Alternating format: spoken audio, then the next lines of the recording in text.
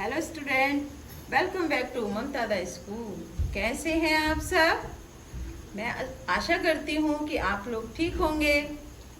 आज मैं आपको हिंदी पढ़ाऊंगी और हिंदी में हमारा जो टॉपिक होगा वो होगा पत्र। मैं आपको बताऊंगी कि पत्र कितने प्रकार के होते हैं और किस पत्र को हमें कहाँ पर लिखना है, पत्र के कारण क्या होते हैं। ठीक है, चलिए तो शुरू करते हैं कि पत्र क्या होता है। तो सबसे पहले हम पत्र की परिभाषा जान लेते हैं। पत्र क्या होता है? तो वर्तमान समय में भी पत्र का अर्थ सूचना, समाचार या कोई संदेश भेजने से ही होता है। मतलब वर्तमान आज के समय में हमें कोई समाचार मतलब न्यूज़, इनविटेशन अगर भेजना है, कोई जानकारी किसी को देनी है तो हम किसके माध्यम से देते हैं? वो हम पत्र के माध्यम से देते हैं। ठीक है, जो कि किसी कागज पर लिखकर प्रेषित किया जाता है। प्रेषित मतलब दर्शाया जाता है। जैसे कि आप किसी प्रश्न का उत्तर अपनी कॉपी में करते हैं, ठीक है, आंसर, उसी तरह से पत्र भी हम किस में करते हैं? एक पेपर में करते हैं।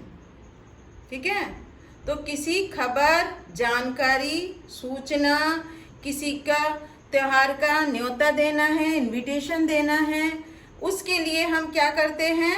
अपने विद्यालय में पत्र देना है।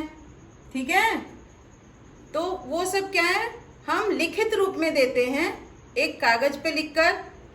अपने मित्र को दे सकते हो, स्कूल में प्रधानाचार्य को दे सकते हैं, हम किसी सरकारी दफ्तर में दे सकते हैं।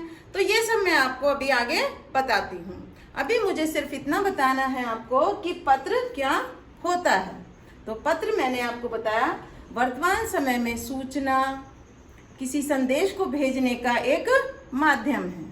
तो चलिए आगे शुरू करते हैं कि पत्र कितने प्रकार के होते हैं। पत्र कितने प्रकार के होते हैं? तो हमारा जो प्रश्न है वो है पत्र कितने प्रकार के होते हैं। पत्र दो प्रकार के होते हैं। ठीक है, औपचारिक पत्र, अनौपचारिक पत्र। इधर औपचारिक और इधर अनौपचारिक। आज मैं आपको औपचारिक पत्र समझाऊंगी। औपचारिक पत्र क्या होते हैं और वह हमें कहाँ पर से प्राप्त होता है और कहाँ पर हमें उसे भेजना चाहिए, मतलब लिखकर। औपचारिक पत्र हम अपने स्कूल के प्रधानाचार्य को दे सकते हैं। कारण आपकी तबीयत खराब है, आपके पापा का ट्रांसफ़र हुआ है, तो आप उसके लिए, आपने टीसी के लिए, आपने किसी प्रतियोगिता में या आपके मित्र ने किसी प्रतियोगिता में अगर भाग लिया है और वो प्रथम आया है, तब आप उसको बधाई दे सकते हैं। औपचारिक पत्र क्या होते हैं? जैसे कि मैंने आपको बताया कि आज मैं आपको केवल औपचारिक पत्र ही समझाऊंगी। तो औपचारिक पत्र व्यवसाय से संबंधित, मतलब आपके रोजगार, ठीक है, बिजनेस रिलेटेड, प्रधानाचार्य को लिखे जाने वाला पत्र, प्रार्थना पत्र, वो भी आपका क्या है? औपचारिक पत्र। आवेदन पत्र, आपको कहीं आपकी योग्यता के अनुसार रोजगार प्राप्त करना है, सर्विस प्राप्त करनी है, तो उसके लिए जो लिखा जाता है पत्र, वो आपका आवेदन पत्र। सरकारी विभागों को लिखे गए पत्र, मतलब नगर निगम, जिलाधिकारी, ठीक है, ये जितने भी पत्र होते हैं आपके सरकारी विभागों को, इस तरह के पत्र लिखे जाते हैं। संपादक के नाम पत्र, संपादक मतलब न्यूज़ रिपोर्टर, ठीक है, जो अखबार वाले होते हैं, उनको अगर हम पत्र लिखते हैं तब उनको भी हमें औपचारिक पत्र ही लिखना चाहिए। ठीक है, तो औपचारिक पत्र में हमारे व्यवसाय से संबंधित, सरकारी विभागों, संपादक, विद्यालय के प्रधानाचार्य आवेदन पत्र। तो ये जितने भी पत्र हैं ये हमारे पत्र औपचारिक पत्र होते हैं। ठीक है, अब मैं आपको एक पत्र लिखकर बताती हूँ कि औपचारिक पत्र किस तरह से लिखे जा सकते हैं। तो अब हम औपचारिक पत्र का प्रारूप फॉर्मेट जानेंगे कि हम औपचारिक पत्र किस तरह से लिख सकते हैं। ठीक है, हमने यहाँ पर औपचारिक पत्र के लिए विद्यालय का पत्र लिया है कि हम विद्यालय के प्रधानाचार्य को किस तरह से पत्र लिख सकते हैं। उसके लिए सबसे पहले सेवा में श्रीमती प्रधानाचार्य, अगर स्त्री हैं तब श्रीमती प्रधानाचार्य, अगर वह पुरुष हैं श्रीमान प्रधानाचार्य जी। ठीक है, उसके फिर हम लिखेंगे विद्यालय का नाम एवं पता। जो भी आपका विद्यालय है, स्कूल है, आप उसका नाम लिखेंगे, उसका पता लिखेंगे। ये देखिए यहाँ पर हमने ये ब्लैंक छोड़ दिया है। आपका जो भी विषय है पत्र लिखने का, हो सकता है आपकी तबीयत खराब हो, आपके पापा का ट्रांसफर हो, आपको टीसी चाहिए, आपको प्रतियोगिता में भाग लेना है। ठीक है, तो आप जो भी आपका विषय है आप यहाँ पर लिख सकते हैं। संबोधन, संबोधन आप किस तरह से करेंगे? संबोधन में जिस तरह से श्रीमती प्रधानाचार्य, ठीक है, उसी तरह से संबोधन में महोदया,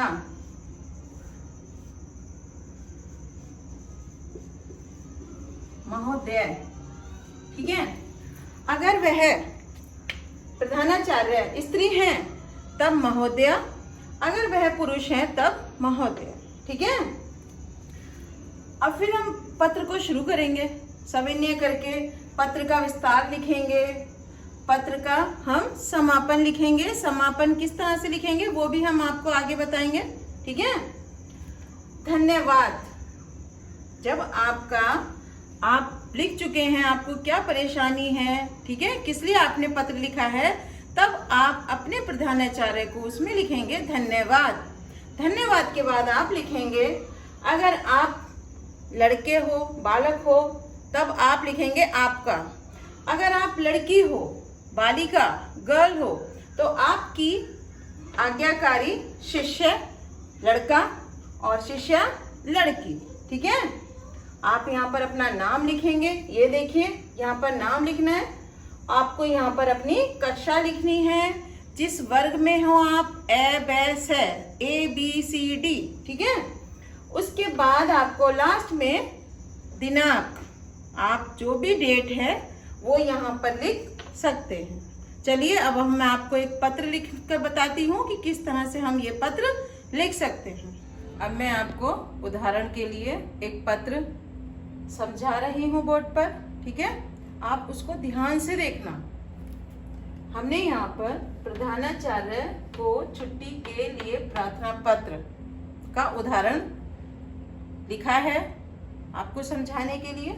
जैसे सबसे पहले सेवा में श्रीमान प्रधानाचार्य जी, श्रीमान भी हैं, हो सकते हैं, श्रीमती भी हो सकती हैं। श्रीमान है तब प्रधानाचार्य, श्रीमती है तब प्रधानाचार्य। ठीक है, जैसे कि बताया था इस तरह से श्रीमती करेंगे और इस पर हम मात्रा लगा देंगे। किस तरह से? इस तरह से। ठीक है, सेकंड है हमारा बात, देखिए स्कूल का नाम मॉडर्न पब्लिक स्कूल, प्रीत, बिहार, दिल्ली। जैसे कि हमने आपको बताया था कि आपको अपना पता, एड्रेस यहाँ पर लिखना है। आपका जो एड्रेस हो आप वही एड्रेस डालना। महोदय, अगर पुरुष हैं तब महोदय, अगर स्त्री हैं तब महोदय। ये देखिए इस तरह से। अब हम प्रार्थना पत्र स्टार्ट करते हैं, शुरू करते हैं। निवेदन है कि मैं आपके विद्यालय में कक्षा 5वीं ए में पढ़ता हूँ। पढ़ता हूँ भी हो सकता है, पढ़ती भी हो सकता है। आप 5वें में भी हो सकते हैं, 5th में, 4th में, 7, 8 किसी भी क्लास में हो सकते हैं, ठीक है। तो जिस क्लास में आप लोग हैं आप वही क्लास यहाँ पर मेंशन करेंगे। दिनांक, जिस तारीख से आपको, जिस डेट से आपको छुट्टी चाहिए वो मेंशन करनी है यहाँ पर। दिनांक 18/6/2022 को मेरे बड़े भाई का विवाह है। हमने यहाँ पर जो कारण दिया है वो बड़े भाई के विवाह का दिया है। आप इसमें कारण बदल सकते हैं, जो भी आपको समस्या है वो समस्या यहाँ पर लिख सकते हैं। जैसे बुखार, ठीक है, जन्मदिन में जाना है, खेल प्रतियोगिता हो सकती है, आपको किसी प्रतियोगिता में भाग लेना है, आप अपने मित्र को प्रतियोगिता में प्रथम आने के लिए बधाई के लिए पत्र लिख सकते हैं, ठीक है। आपके पापा का ट्रांसफर है तो आप टीसी के लिए, ट्रांसफर सर्टिफिकेट के लिए, प्रमाण पत्र प्राप्त करने के लिए भी इस तरह से पत्र प्रधानाचार्य को लिख सकते हैं, ठीक है। विवाह है, बारात दिल्ली से हरिद्वार जाएगी। मेरा इस समारोह में जाना आवश्यक है।